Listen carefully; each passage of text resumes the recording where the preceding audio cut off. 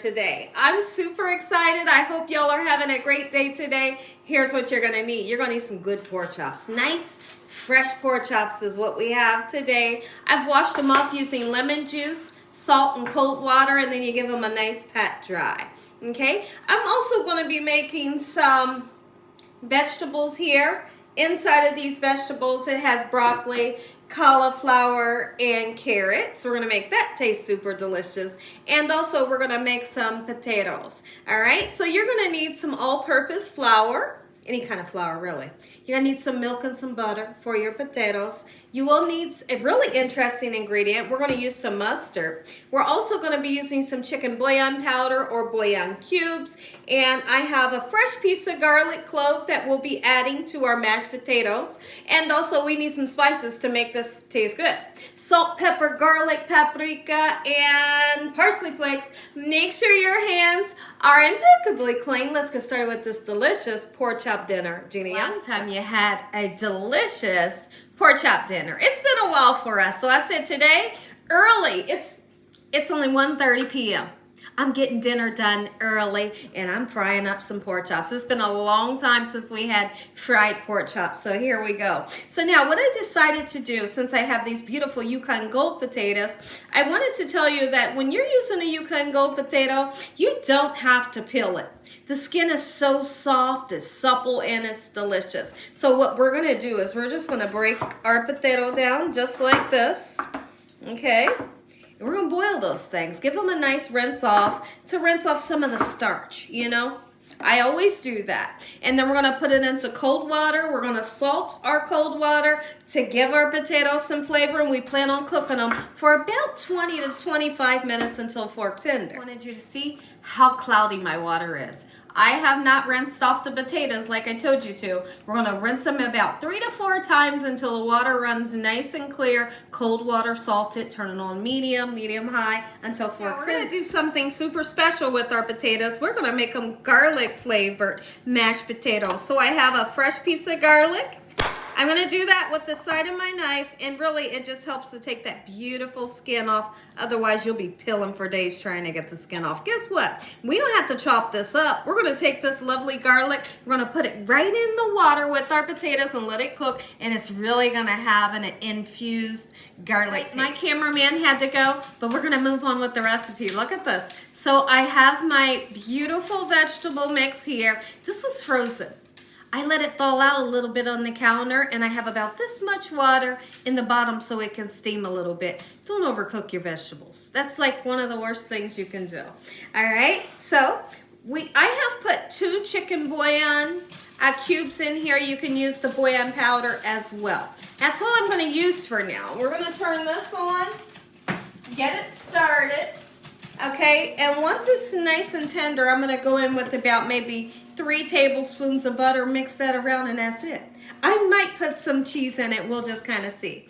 Okay, so next thing we're gonna do, let's go ahead and season up our pork chop and give them some good flavor. Look how gorgeous they are. Me and my husband was just talking about that about an hour ago. He's like the pork chops are super pretty. I said, I know they're gonna taste good too, because I'm gonna season them well.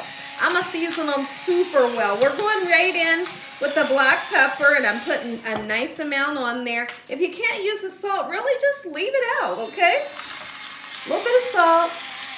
And I will be seasoning both sides of the chops.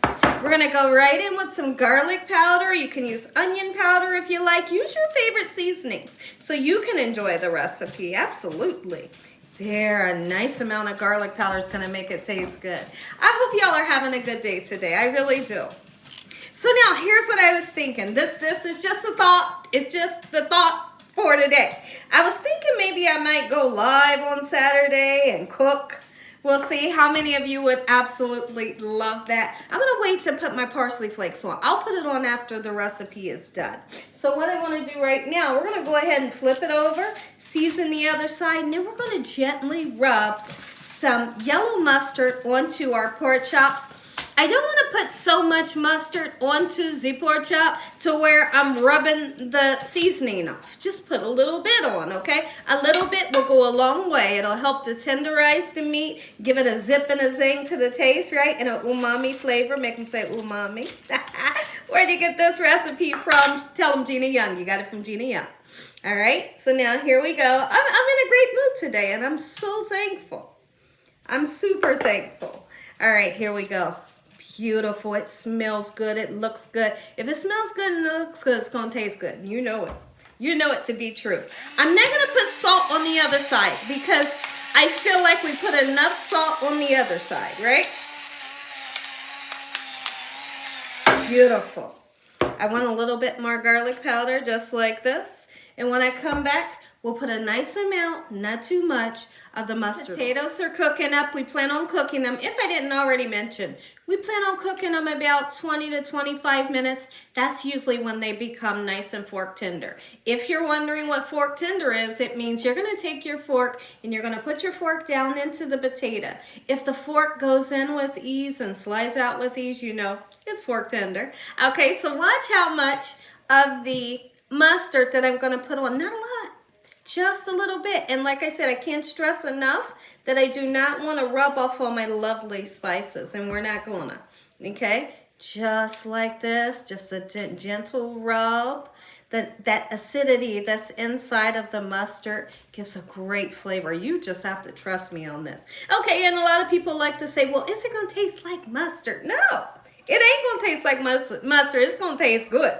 Okay, we're going to do the same thing with the other side, and then I'll have these set yet on the counter for about a half an hour, and then we'll dredge them in our all-purpose flour, just like so, quick and simple. Flip your chops over and do the same old thing. There we go.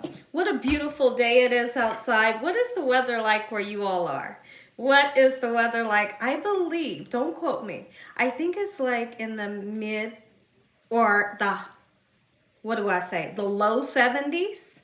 And that's great. That's like the perfect weather, right? You can go out with a light jacket and be nice and comfortable. The birds are singing and the yard work is done, and I'm super happy right now.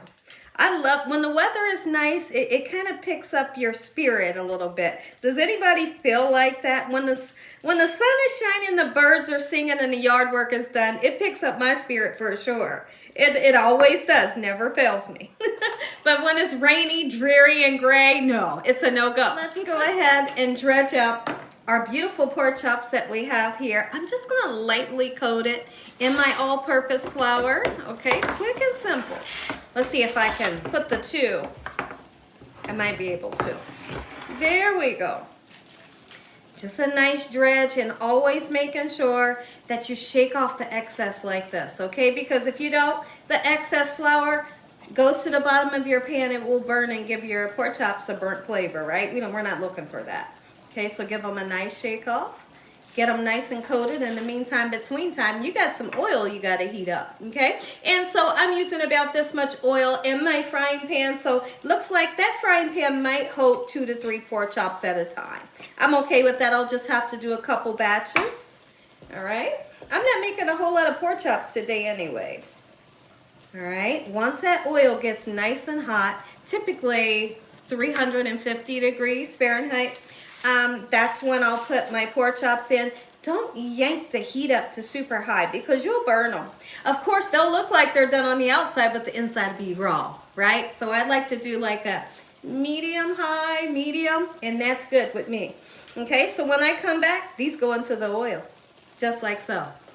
Went ahead and put a little bit of garlic powder, and now I'm putting some black pepper onto my vegetables here. Keep in mind that we use the bullion cubes, and that's going to bring in lots of flavor and a little bit of butter at the end. I went ahead and put 3 tablespoons of butter right in with our veggies. If at any time when you're cooking your veggies, the water runs out, put a little bit more water in, and then you may have to re-season. Our potatoes are done. We're going to drain them, and we need to flip our pork chops over. Tell me them pork chops don't look good. Look at them pork chops. Come on. It's time to get in that kitchen and make you some. Let's drain our potatoes. Gina. Potatoes are nice and drained. We're going to go in with some warm butter and about a half a stick of butter or more. Salt, pepper, and garlic powder. Your potatoes. How did a fly get in here? It's like the biggest fly you ever want to see. Are you kidding me? Usually See, the fly distracted me. I don't never salt my potatoes until after I've mixed them. My goodness, that fly's really getting to me. Shoo fly. Shoo fly, don't bother me. Garlic powder, right? This milk is warm. My butter, room temperature. And then we're going to go in and mash it. And today, I'm not using my handheld mixer. I'm just going to use this here. That's all I'm going to use to mash these potatoes. They have the skins on them. They're going to be super delicious, just like so. We got some pork chops we got to get out the pan. Before that, let's mash these. I'm going to bring the camera close so you can see. You're going to see. Take a look at these potatoes, y'all. Nice. And here's the thing. With these ones, they're not, I didn't mash them until they're smooth. They got some nice chunks in them. That's good. Second batch. Oh my goodness. Dinner is served. If you like this video, give me a thumbs up. Tell your family and friends. Tell the world about Gina. What I'm doing in this kitchen on a daily basis. Lord, we thank you for this meal. Amen. Make you some.